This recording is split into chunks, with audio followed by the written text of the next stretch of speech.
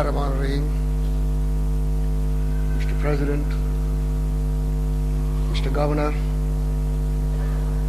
Mr. Aburizal Bakrie, distinguished guests and parents, the graduating classes of 1997. Assalamu alaikum. Today we have all gathered here at LUMS to share with the graduating class of 1997 a milestone in their lives. This year, when I say the class of 97, I mean the MBA class and the BSc Honours class of 97. The BSc class are the first graduates of LUMS' second regular academic program. I congratulate all of you on successful completing the challenging program. Their joy and pride in this achievement is shared by their families and all of us here at LUMS, particularly the faculty who have steered them through their exhilarating stay at LUMS. Ladies and gentlemen, we have now completed 11 years since we opened our doors to the first MBA class in September 1986. And what an eventful and fulfilling period it has been. Since the opening, we now have nearly 600 graduates in the marketplace. Over 3,500 executives have attended our executive development program. And all our full-time student enrollment has now crossed 500. By the year 2002, inshallah, we expect to double our students' enrollment. But numbers per se is not the real issue. More gratifying is the fact that as a result of our past efforts, LUMS is indeed a place where studies blossom, the minds move, where the search to know and learn constitutes the highest value. It is becoming a varied and diverse institution, known for the caliber of its faculty and the quality of its students. The climate of learning, the opportunity for growth, and the freedom to challenge assumptions, both old and new, enable us to expand mental horizons and intellectual capacity.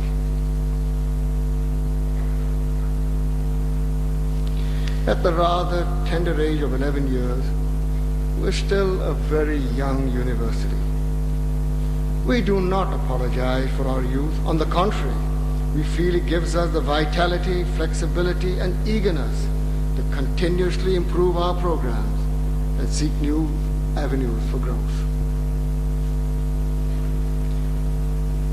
Now we offer several programs for students and executives, which include the MBA program and the BSc, with specialization in computer science and economics, apart from the wide variety of executive programs. In the past and also in the future, whenever we have decided to expand or introduce new programs, we have been guided by our mission to always address the needs of the country and society. Ladies and gentlemen, how do we see our future at LUMS for the two main streams of learning, namely the full-time students and the executives? In case of the full-time students, we are expanding our BSc program, both in numbers and specialization. From next year, we will be offering a specialization in social sciences in addition to economics and computer science. In case of a master's program, I'm happy to announce that we will be offering a master's degree in computer science from next year, namely August 1998.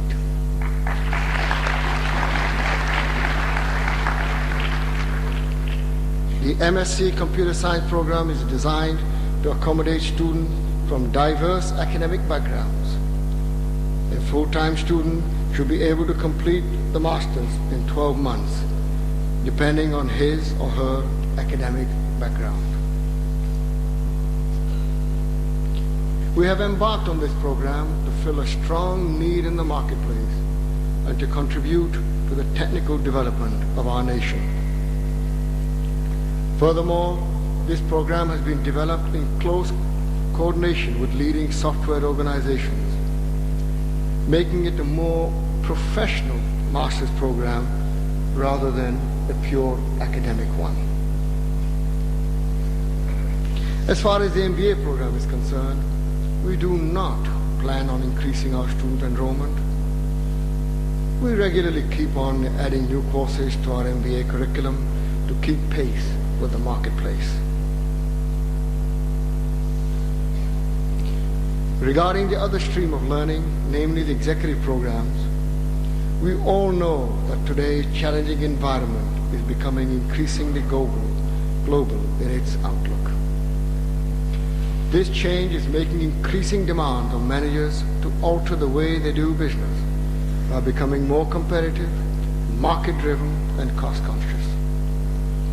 Through our executive programs, we aim to equip upwardly mobile managers with the latest and most relevant business tools, knowledge, and skills to succeed in this new environment. Within Pakistan, it is particularly heartening to see more and more national and international organizations approaching us to conduct training programs.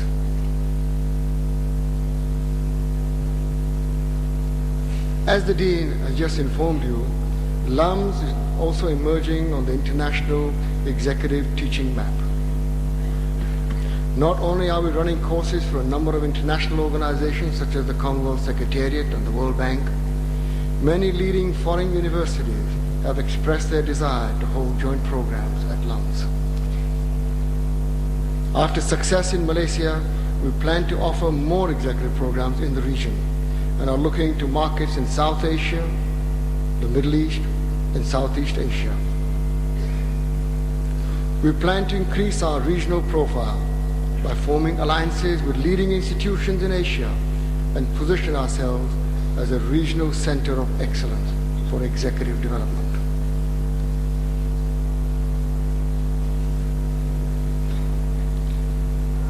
Ladies and gentlemen, the nation needs a vibrant and efficient small and medium-scale industry.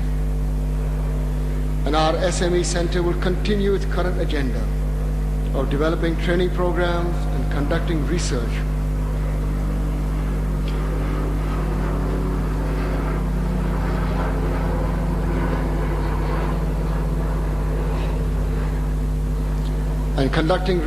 to cater to this important sector. SME Center will be playing a more active role in strengthening industrial association and assisting NGOs in their valuable service they are rendering to society.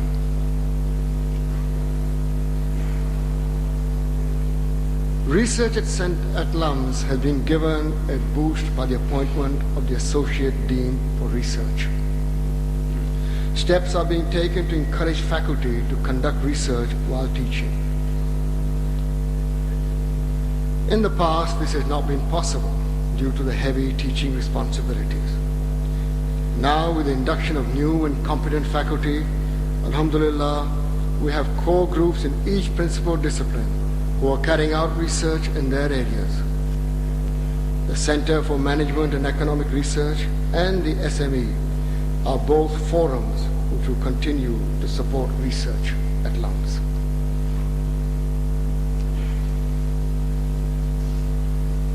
Mr. President, you'll be happy to know that each year LUMS is becoming more and more a national university.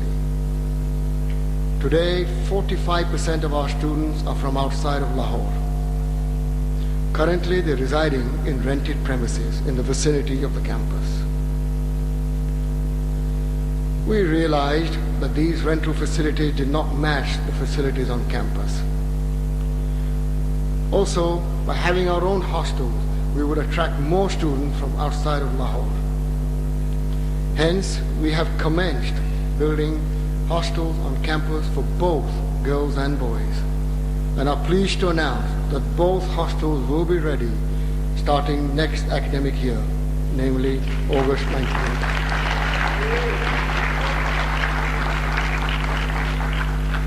Each hostel would house 112 students.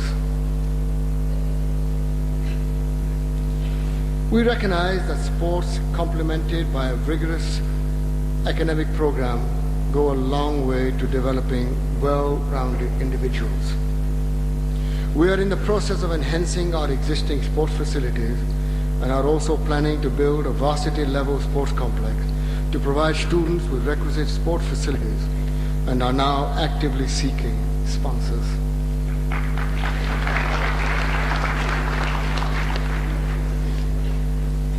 Ladies and gentlemen, this year was a different year in one respect.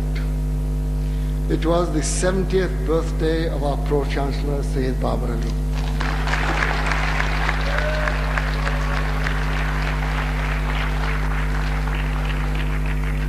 To honor his many contributions to the field of education, the Rousing family, owners of Tetra Laval, gave him a birthday present of $1 million for the university.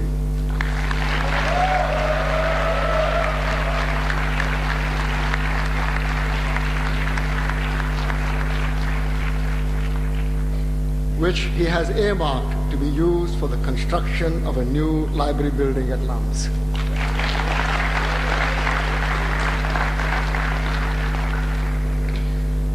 In light of this generous gift, and as part of our fundraising campaign, the university has placed the Pro-Chancellor on a strict diet and exercise program. We request your cooperation to report any violation to the Dean's office.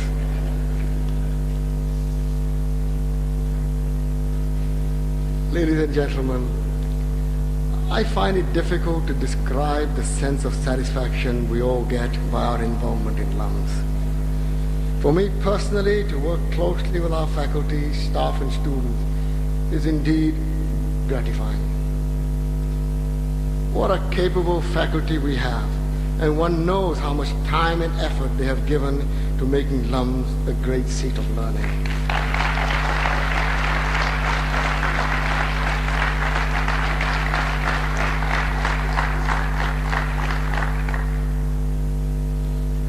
Likewise, what a talented student body we have.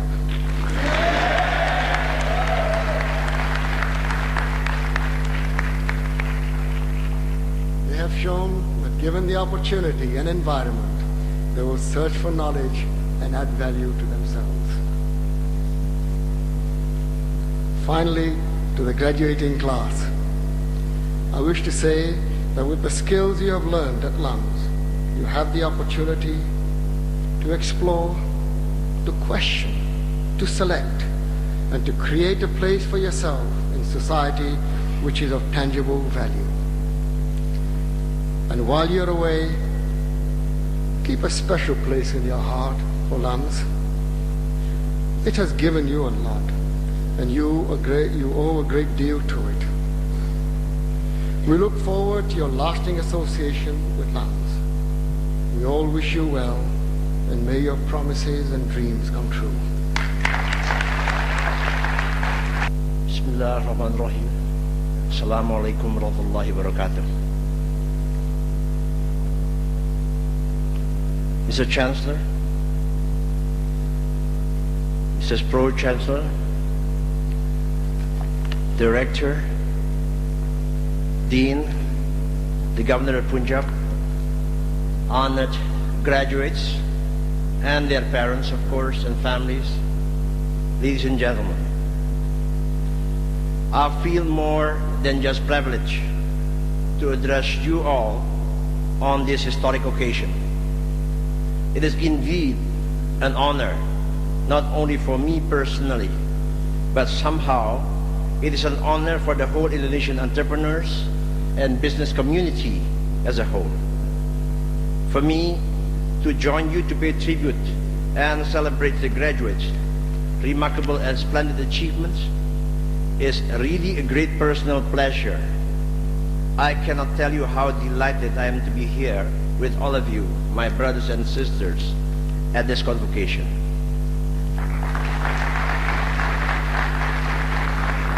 When I received an invitation to attend this professional gathering months ago, my first impression, which is wrong, was just that LUMS just widening the reach of its public relations, perhaps for image building or something like that. But soon, as I went through and over the materials that Honored Syed Babar Ali sent to me, my mind and heart told me something different, and I was touched.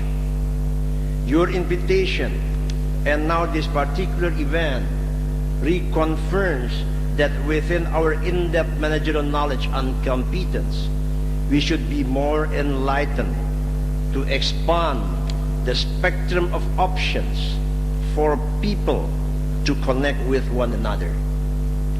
Whatever their social origins and cultural backgrounds, professions, and specializations, they are all created to get to know each other in the wisest way possible through the most meaningful options available.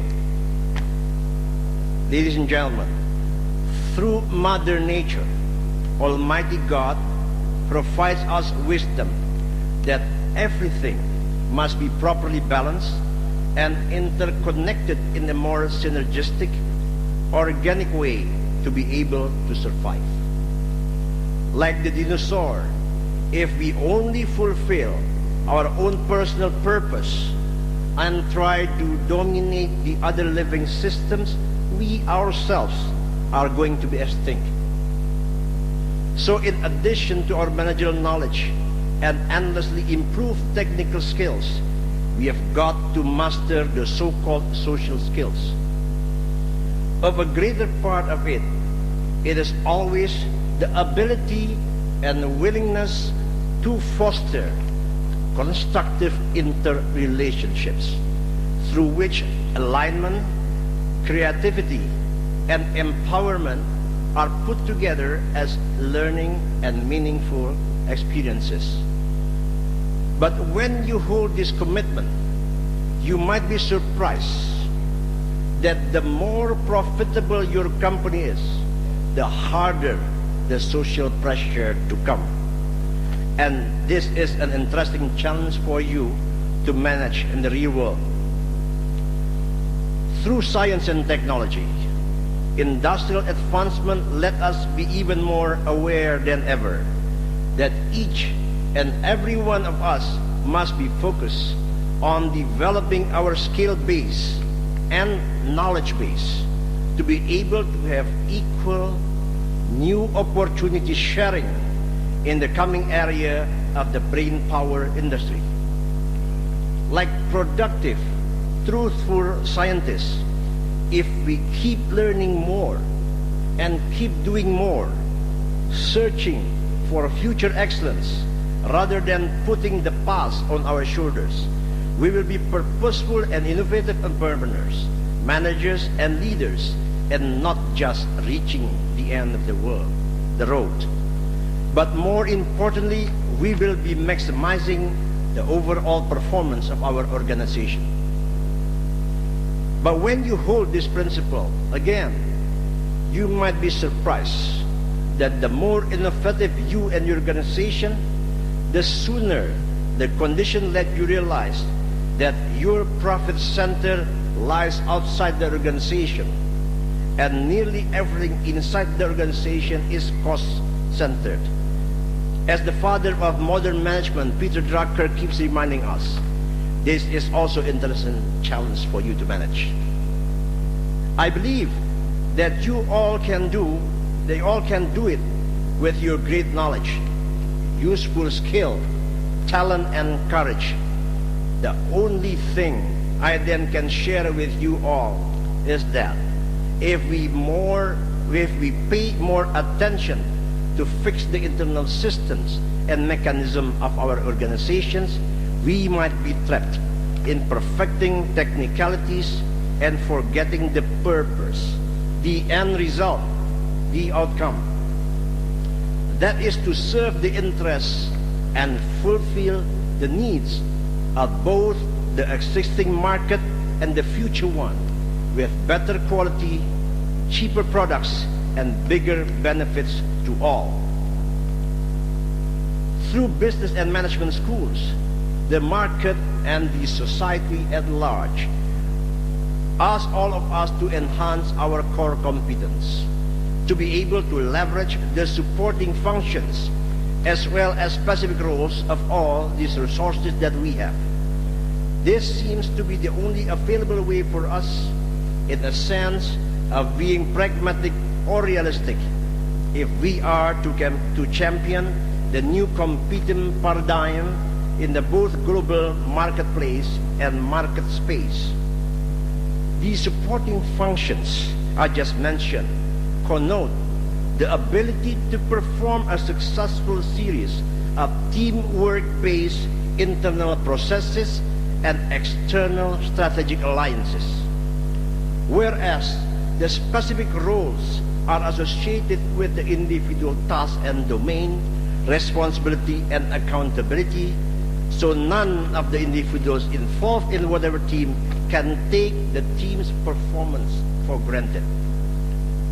I mention these management means partly because they have been widely proven a success, and I think self-directed team building is now becoming and will continuously be a critical approach in facing the challenge of prospering in the today's volatile business climate. It is so unfortunate then if we miss this process. But the problems of teams, as some research throughout the United States of America show, is that some people hide in them, namely those who play the trick called safety in numbers.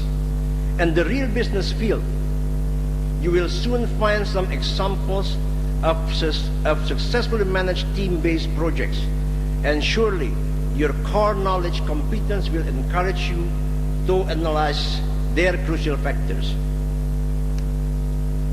Like a productive consortium between universities, teams at every level throughout your business divisions, of course, require not only clear but motivating and elevating mission to achieve rational and measurable goals. Accordingly, every team requires a result-driven structure, both for organizing plans and scheduling and documenting its progress. Without this mechanism that explains everyone his or her individual responsibility for the team success, such team may embrace mediocrity. Therefore, the so-called team competence must also be considered, which according to David Waitley, the team competence usually increases when members embody a blend of skills and desires. And when everyone play a team, mixing skills and desires tends to produce better results. After setting up the goals, developing the structures, and defining the team competence, just as I just have said, the other three crucial factors that you need to consider are team identity, team spirit, and standards of excellence, preferably established by the team members themselves, but which the company leadership constantly reinforces. In the eyes of enlightened entrepreneurs and of entrepreneur managers as well, this challenge of team building and the cross-border strategic alliance on a broader level means that to retain talented, high-skilled, truthful people or partners, all business entities must provide a purpose and create a cause. Otherwise, your people will lose their confidence and excitement. Then you get a very short-term thinking, perhaps a selfish one, and all of the processes will be turning into purely mechanics, instrumental relationship. Ladies and gentlemen, holding this basic principle might make you once again surprised. This is because you will find in the economic realm of today's world that the bigger market, the more specialized you have to become. Otherwise, you will get unrelated feedback on how you are doing. As a result, it could be that you feel more productive, and therefore your organization overall productivity is increasing. But the real thing will be that while you export one market after another, your profitability and your opportunity share, and therefore your future liquidity, is decreasing, if not sinking. In other words, as the economy, the market, and the society at large change, we must reposition ourselves, which means reinventing our personal and organizational roles against the future, or we will lag behind. Like you all, I believe, I also recognize that increasingly economic and business cross-border strategic alliances, or the ones that are forged outside one's borders, seem to paradoxically coexist with the need to preserve the value, identity, and the soul of our local roots. For me, there is no need to worry about going global to seek new opportunity, while at the same time enhancing our local roots or national cultural identity. A business organization can be simultaneously global and deeply rooted in its local culture. This is to serve as newly created model for nations that aspire both to survival in international economy and to national expression. Ladies and gentlemen, looking at the other angle of this principle, it recommends that if we really want to be competitive, we must associate our personnel and organizational values with the market's perception of the value. What now the market assumes goods, meaningful value, say of our products, be they manufactured high-tech goods or even traditional services? There is absolutely no single fixed answer fits for all, since today's customers have many choices and the products have been competing intercategorically. There are two things very obvious nonetheless, at least for me, that I have been learning through my empirical experience. The first one is that whatever you offer, it must be the products that you are really good at. This does not necessarily mean that only the ones that master a highly specialized knowledge can deliver market or customer-driven values, given the nature of knowledge-based economy and the emergence of knowledgeable workers. In fact, good product cannot compete with weak marketing. And today's marketing is more about social and cross-cultural skills. I'm not saying that, well, let's develop those kind of skills and forget about the quality and the benefit of products. You've got to embrace both. What I'm trying to say in this context is that one of the most critical factors to be well prepared for global competition is self-knowledge. We have to know exactly what we are and will be good at, so we can make it better, improve it for better outcome in the future. And this reveals something else for enlightened managers and entrepreneurs. That is, there is no limiting factor but our imagination, as long as we keep learning and improving. So, keep improving your knowledge-based managerial skills, as well as mission-oriented leadership capabilities. Keep learning to sharpen your analytical and diagnostic abilities, as well as your social awareness. Learn from your past and current real experiences, but be they a success or a failure. But this is a very big but. Never be colored by external over-expectation, for it will lead you to be the victim of your overcommitment. But never be determined either by any internal undercommitment, for it will only dull your capacity Both do not permit you to do your best, and both do not allow you to make a difference in the life of others. After making sure what you are offering is a better quality, a greater benefit product that you are really good at, the second tribute to satisfy the value in the eyes of the customer is the appropriate, timely solutions your specialist products intend to deliver to specific new needs or new problems of your customers. This is exactly the same theme, I believe, as what you have profoundly analyzed at a certain point during your studying at this university, perhaps even long before that.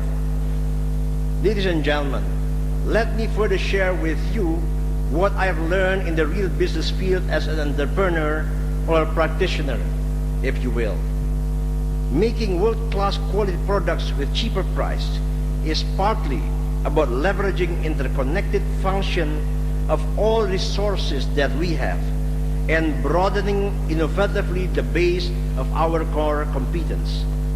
But being technically competent is no longer enough, given the nature of the global economy and today's market fiercer competition.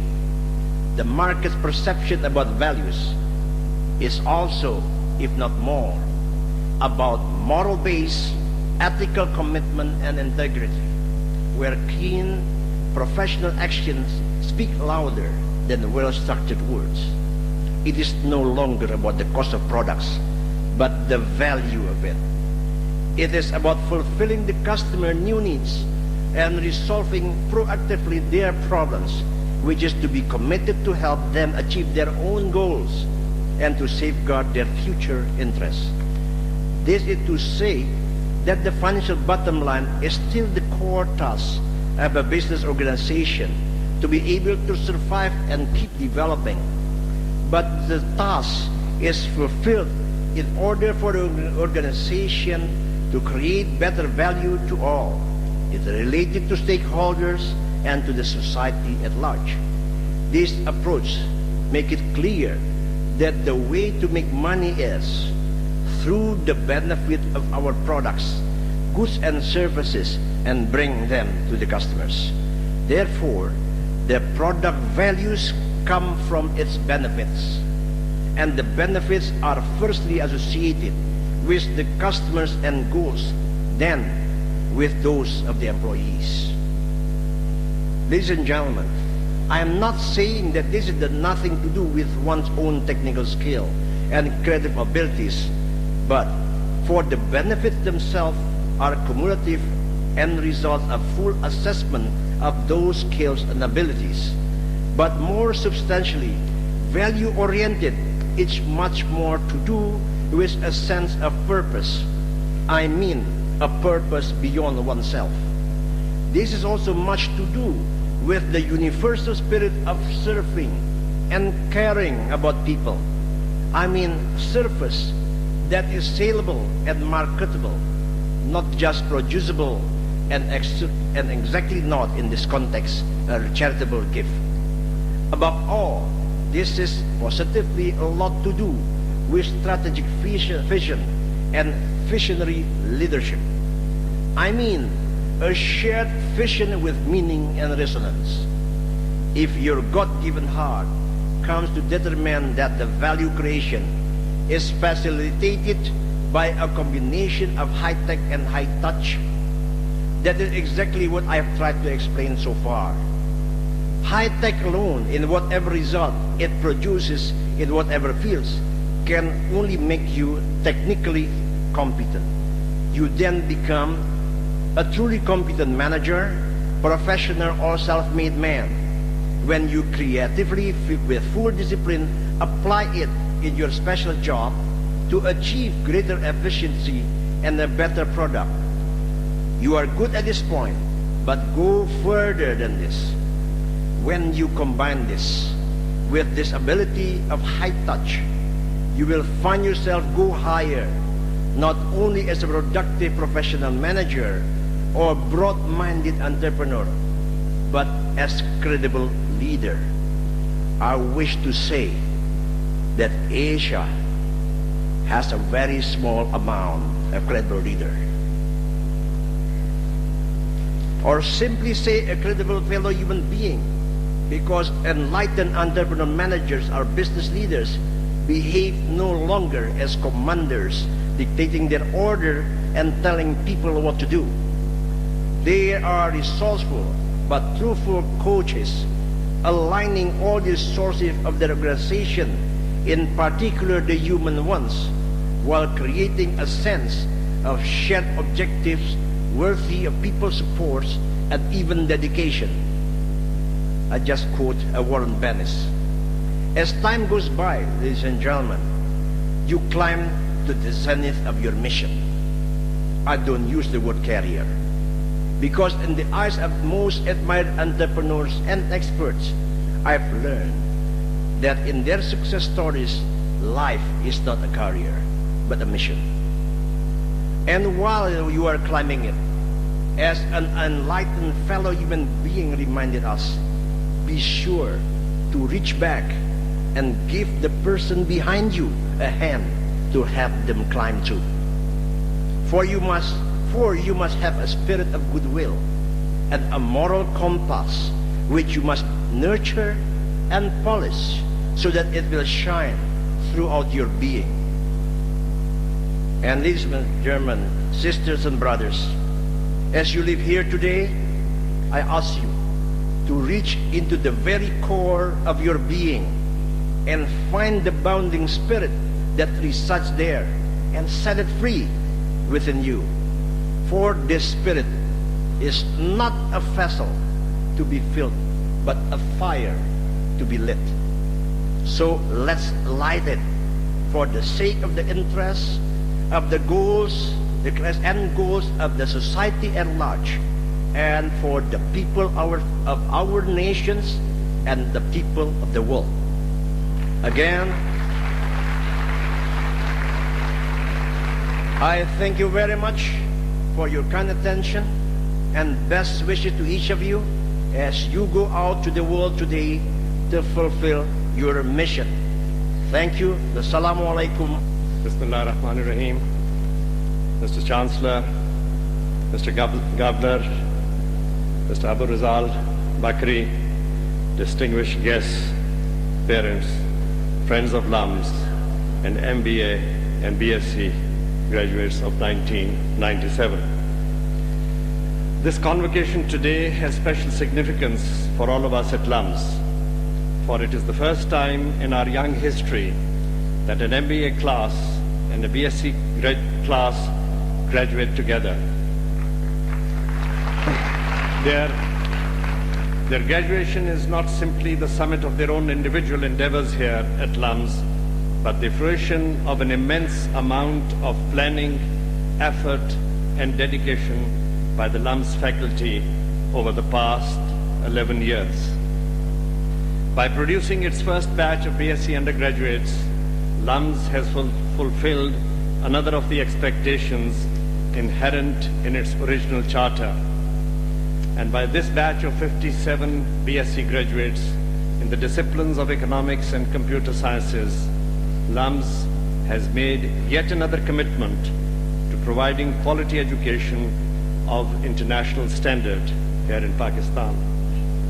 LUMS offers a wider array of academic options than it did when it started. It plans to offer yet more in the future. Each will contain one common element, and that is a continuing commitment to excellence. Excellence is just not achieved easily. It is earned in the same way. A LUMS degree, whether at the BSc or at the MBA level, is not simply given. It is awarded on merit and merit alone. I do not need to remind the graduating classes how hard they have worked to obtain the degree they will receive this afternoon. They have truly earned it. At the same time, I will not apologize to all of you parents for the burden that you have had to shoulder while your children have been studying with us. Their success today is your reward. Together, you and we, you within your homes and we here at LUMS, have acted as parents working in conjunction. We have treated your children no more strictly nor leniently than you would have done yourselves, because we know that when entrusting your children to us, you expected us to instill in them the same values that you yourselves would have done. What are these values? I know that every family has its own standards, its own measure, and its own definition of what constitute moral values outside the narrow orbit of each home. However, there has to be a commonly accepted code which is acknowledged by all in society. That code, I believe, is premised on a respect for law and order, a commitment to integrity, and the acknowledgement that no single individual is larger than his community. These are not new values invented just now for today. They are those durable standards which apply to all civilized societies if they are to avoid a slide into anarchy.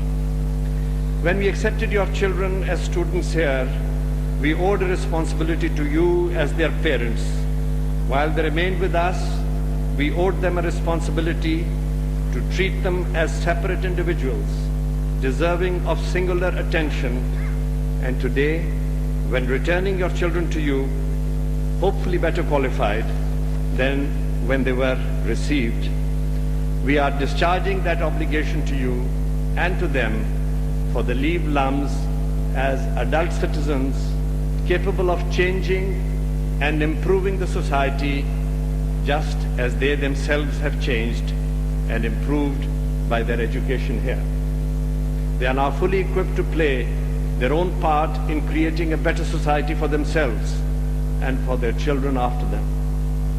At a time when every society, whether in the East or in the West, whether in the developed world or in developing economies, is undergoing the stresses of continuous readjustment, it is all the more important for us to re-examine our own value system and periodically to test its utility. Our own past mistakes are one measure. The successes of our friends is another. You, Mr. Aburizal Bakrie, come from a brother Muslim country, Indonesia. It is an archipelago of separate islands with diverse characteristics. You have faced the challenge of a transition from colonialism to nationhood and have largely succeeded in fusing your multiple diversity into one recognizable political entity. You continue to demonstrate your maturity as a nation by combating issues such as environmental hazards and currency instability with courage and determination. We in Pakistan admire your firmness of purpose and derive inspiration from your experience. Your presence here today, sir, is a reminder of the strong parallelism between our respective lives. We wish that you could stay longer than your busy schedule allows, for it would have given you an opportunity of knowing us better. It was once said that a visitor who spends a few hours in a country thinks he knows it completely. One who spends a few months knows it less. And one who lives there all his life does not know it at all. In this year, the Golden Jubilee anniversary of our independence, those of us who saw its creation 50 years ago and have witnessed its growth since then realize that we hardly know it. We are just beginning to realize what its real needs are and what we need to do to weld it into a strong and vibrant community. Our own contribution in this search for nation building has been to create within LUMS a cadre of professional, trained managers who can serve their country, whether at home or abroad. Pakistanis excel in every field abroad.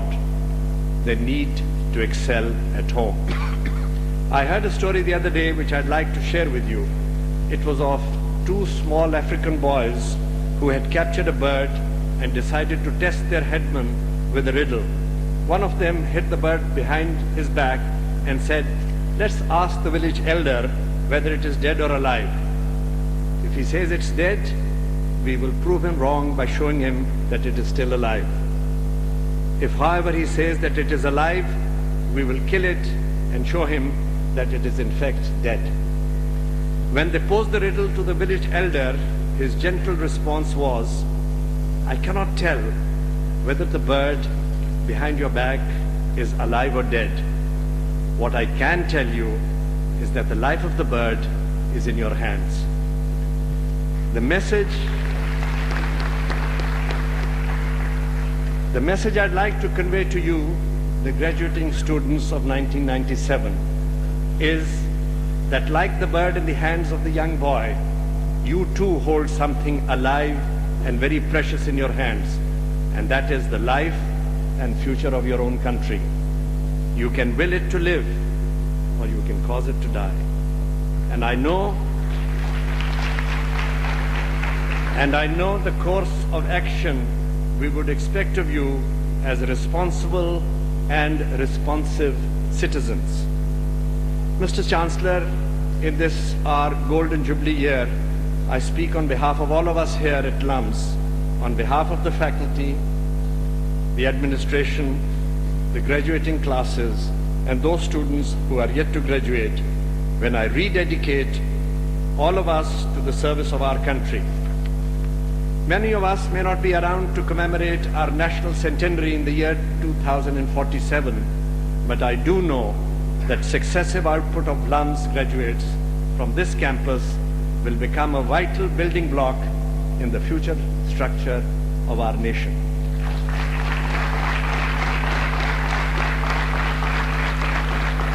It is this confidence which has sustained LUMS ever since its inception, and it is this assurance that has retained the support of its donors over the years. The generous contribution by sponsors during the past is already evident in the buildings you can see around the university campus. This year, I am privileged to acknowledge the very generous donation of 35 million rupees by Mr. Suleiman Dawood and his sons, including Mr. Razak Dawood, the rector of our university.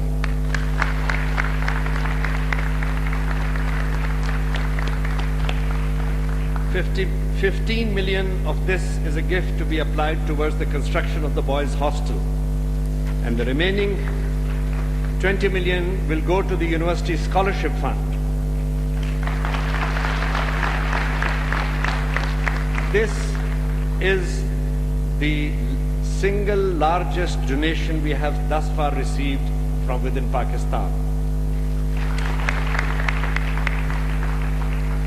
Generosity of this magnitude deserves not only public acknowledgement, but also a full degree of reciprocation. Therefore, I take this opportunity to appeal to all students, graduates, and parents alike to match this donation in whatever manner you can. Every contribution by you, however small, will benefit some needy student in the future. There could not be a nobler return than that on your investment.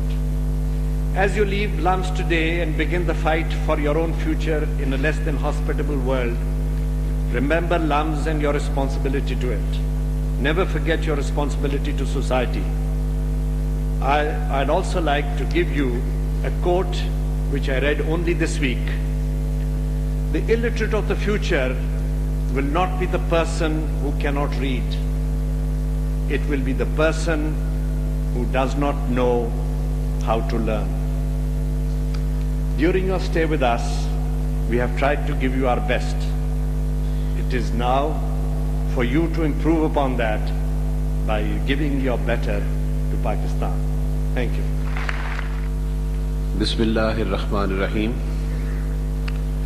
Mr. Syed Hamid, Governor of the Punjab, Mr. Aburizal Bakrie, Chairman, Bakrie Group of Companies, Indonesia, Syed Babar Ali, Pro-Chancellor, LUMS, Mr. Razak Dawood, Rector, LUMS, distinguished guests, students, ladies and gentlemen.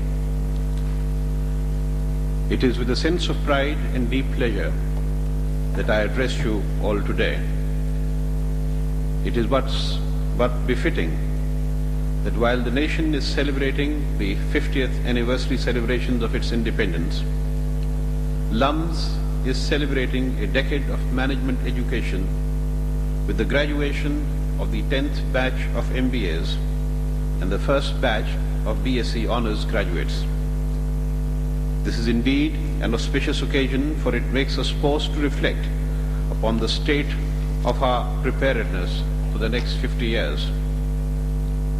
Institutions like the LUMS have been at the vanguard of the initiative of meeting the challenges of the next century with better educated, better skilled young men and women.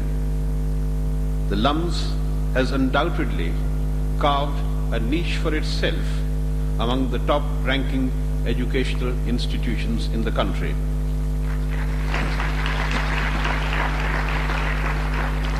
Let me take this opportunity to commend and congratulate the management and the faculty of the university, who with their commitment and dedication have made LUMS the center of excellence. As we look forward to the new millennium, we find ourselves reassessing and taking stock of our past achievements. There's an emerging consciousness and a felt need to bring about a positive social and economic change to take us into the next millennium. We need to look at our economy in a different perspective, to place economic issues in their wider context of social relations, concepts and values. Let us consider our concepts of justice and equity, which are an essential and integral part of all our value systems. Respect for them is indispensable for peace and progress, as their absence can give rise to resentment and destabilization.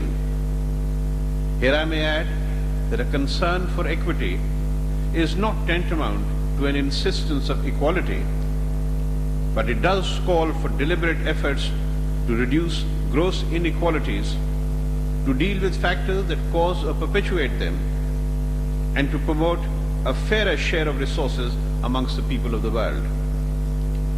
Let us not for a moment forget that education is a catalyst which provides mental, physical, ideological, social and moral training to individuals, to equip them to understand their mission and purpose in life and to achieve that goal. Ibn Khaldun very cogently said, education consists of intellectual and moral training of the mankind, through which their hidden potentials are developed, traits of character are built, the knowledge and culture of the people is conveyed to the coming generations. The broad-based education being imparted at your university would develop tolerance, open-mindedness, and an essential concern for humanity, enabling students to look at issues in their sociological, ethical, and moral contexts. This is where the role of graduates of LUMS comes in, and we'll look towards this value-added human resource to initiate and manage this change towards a just and equitable society. Ladies and gentlemen, leading educational institutions all over the world are preparing students to become citizens of the global village. We are witnessing an eruption of a new civilization of our planet, carrying with it a knowledge-intensive way of creating awareness that is transforming the entire global system today. Local, regional and global markets are becoming as important as national markets. We need to become a contributing member of the technological revolution taking place in the world. The resultant exchange of ideas, skills, technology and trained manpower would contribute towards a greater understanding between the people of the global village. This interdependence amongst the nations of the world may lead to the realization of the ideal of peace and prosperity for all. I am pleased to note that here at LUMS, a watchful eye is being kept on global trends, and with the provision of advanced computing and communications facilities through the satellite, more value is being added to the various programs the university offers. I once again congratulate the graduates and their parents on the graduates successfully completing the academic part of their studies. I share with their parents the joy on what their children have accomplished.